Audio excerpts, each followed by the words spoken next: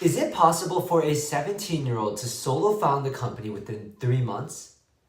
A couple of months ago, this idea popped into my head as kind of a joke. But after weeks of research and ideation, I discovered something very, very shocking. AI kickstarted the artificial intelligence. Entire design departments, even coders. Is the AI industry, it's really making itself felt in DC right now. We've all probably heard about AI by now. Whether it's out of fear that it will take over our jobs or out of curiosity for what this new technology will bring to the table. Either way, it's undeniable that AI is revolutionizing the world as we know it. From new generative AI features to massive LLMs like ChatGPT and Claude, AI not only automates our lives but pushes the boundaries of what's humanly possible. And while AI technology has existed for decades before we even realized it, it's only within the last couple of years where modern technology has allowed for AI to really take off. And what I mean by that is using AI as a virtual co-founder.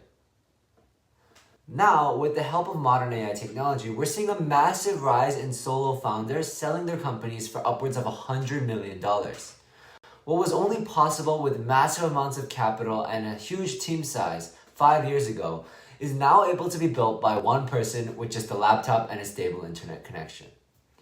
As you might expect, that completely changes the game for thousands of founders around the world. In 2026, the game is no longer in slow prototyping, but in rapid iterations that can be completed within days. So I gave myself 3 months to find out if that's actually true. Here's what I learned. Every founder journey goes through 5 classic phases: pre-idea, validation, building, launching, and growing. I'm going to walk you through each phase and what you should expect from each of them. 1. Pre-idea. Remember, the most successful founders weren't the people with the best ideas originally. They were the ones with the clearest vision and the ones who started testing immediately. Spending too much time articulating the most painful problems and the best solutions to them can actually hurt you more than help. This process should realistically only take a couple of days. 1 to 2 to identify the problem, and another few days to validate the solution. Here's the exact framework that I used to get my first proof of concept up and running within days. First, you want to sit down and think about what is difficult in your own life. No topic is off limits for now. Then, take that list and only keep the ones that passed what's called the 3P test. 1, passion. 2, are you proficient? And 3, is it profitable? Right? And second, I want you to identify your ICP, or ideal customer profile. This, in my opinion, is one of the most important steps in the entire process.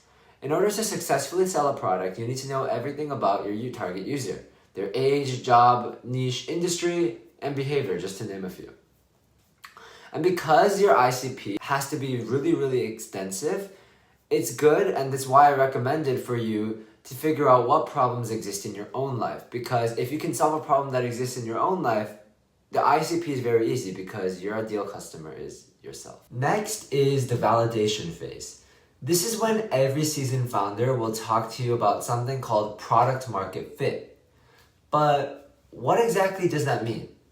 Well, product market fit is essentially a fancy way of asking whether your product actually solves a problem real users have, right? And that means you need actual user feedback in order to confirm a fit of any sort, right?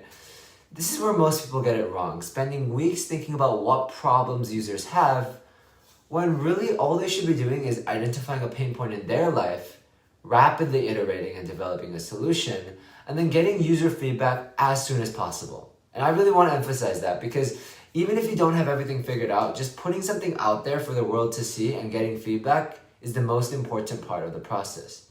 It doesn't even have to be much. Even if you get 10 people who say from the same problem, that is more than enough information for this stage. Third, the building phase. This is where modern AI tools are super helpful, helping you quickly prototype and build apps, websites, and products all within minutes. Your goal should be to constantly update your target audience on what you're actually building and iterate, which means constantly refining features based on real user feedbacks that you get. This is really important because it allows you to identify flaws in both your technical and business models and pivot rapidly. Additionally, you should really be focusing on two things during this phase: marketing and getting user feedback. This is what makes or breaks startups. Marketing can be one of the most tiring and meticulous aspects of the founder journey. You have to build a landing page, optimize SEO, advertise, and a lot more, all in a very saturated market. That's why I recommend building in public, which is when you leverage social media as a marketing tool, posting content in your niche that increases engagement with your target audience. Once you gain traction, everything falls into place. You can start collecting real user feedback because you've built an audience that is specifically interested in what you have to offer, and validate your proof of concept. Basically, it's what I'm doing right now. Fourth, launching. Launching should really be a byproduct of the building phase, so there's no real timeline for when you should finally launch. Every founder has their own journey, but at the end of the day, no two stories are alike.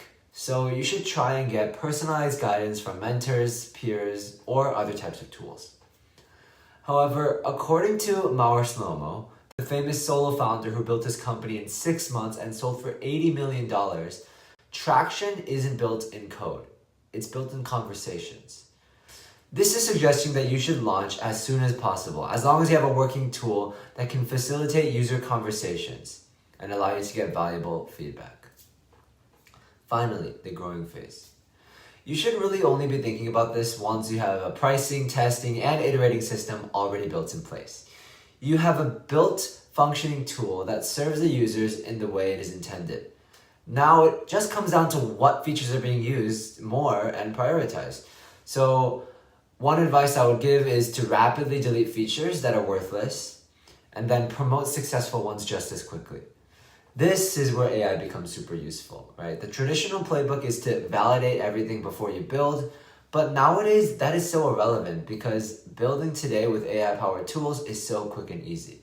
So rapidly iterate and rapidly test. Now, what nobody tells you is that although this process is sound in theory, it can get really hard to apply each principle to your specific situation, especially as a first-time entrepreneur. Without a mentor, co-founder, or previous experience, it's genuinely hard to navigate your own founder journey and to close the gap between knowing the framework and actually taking action. I learned this the hard way. That's why I'm building Dreamt, an app specifically designed to help young entrepreneurs and students like yourselves to close that gap. It's an AI-powered personalized founder journey that helps you articulate your specific idea and tell you exactly what to do next. Not a generic template, but a tool to help you understand where you are in the founder journey. It's the co-founder that I wish I had when I started. And that's what I'm building for you. If you want to be one of the first to try it, the waitlist for early access is linked below. But for now, let me leave you with this thought. When I first started, I had no guidance from anyone. I'm sure you all understand that feeling. Being the only one in your friend group ambitious enough to take the risk. The only one in your family who has that entrepreneurial drive. And just feeling alone in this journey. So to everyone who finds it hard to start, I know how it feels to be in your position. 7 months ago, I had an unexecuted plan that I spent months procrastinating on. I kept telling myself that I would be the one to build a successful company one day, constantly reading books, studying other founder journeys, and just doing anything but actually executing on my own dream. But the problem was, at the time, I didn't realize that this preparation that I was doing, that it was just procrastination disguised as what I thought was productivity. To those who struggle with the same problem, the best advice I can give to you is to just start. Okay? No amount of studying or reading will fully get you from point A to point B. The best companies don't start out as where they are. Instagram wasn't always the technical giant it was today. It was Bourbon, an early version location sharing site. The key is not to try to figure it all out right now, but you have to identify a real problem that is painful to you today. And what I recommend is to also build a prototype or a proof of concept that really gives you insight on how your product will do in the market. Over the next couple of months, I will be documenting my journey throughout this whole process, sharing with you what I learned and help you turn that dream you've been holding on to for years into a reality. So if you enjoyed this video and are excited to see what comes next, please join the waitlist link below so I can show you guys my proof of concept on how to help future founders like yourself execute on your dreams. Thank you so much for watching, and I'll see you guys in the next video.